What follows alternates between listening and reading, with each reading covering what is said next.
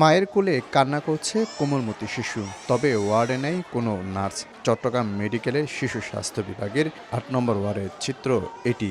একই সময়ে বাইরে চলছে নার্সদের আন্দোলন ও কর্মবিরতি। জটিল শিশু রোগীদের ফেলে আন্দোলন করায় ক্ষোভ জানান স্বজনরা। একই অবস্থা অন্যান্য ওয়ার্ডেও। অনেক সময় দেখা যায় যে বাচ্চারা মারাও যায় এখানে। বাচ্চা এই ওয়ার্ডগুলো তো খুব ক্রিটিক্যাল আসলে। বসে সমাধা করলে জিনিসটা ভালো হতো, আমাদের সাধারণ লোক কষ্ট তো না পায়।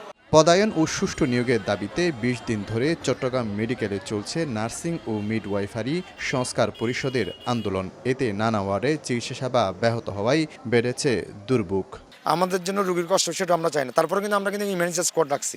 পাশাপাশি কিন্তু আমরা কিন্তু কিছু ইমার্জেন্সি ডিপার্টমেন্টগুলো কিন্তু আমরা কিন্তু কর্মবিরতির আওতার বাইরে রাখি। এদিকে দাবি আদায় না হলে আগামীকাল থেকে আবারও আন্দোলন ও কর্মবিরতি চালিয়ে যাওয়ার ঘোষণা নার্সদের।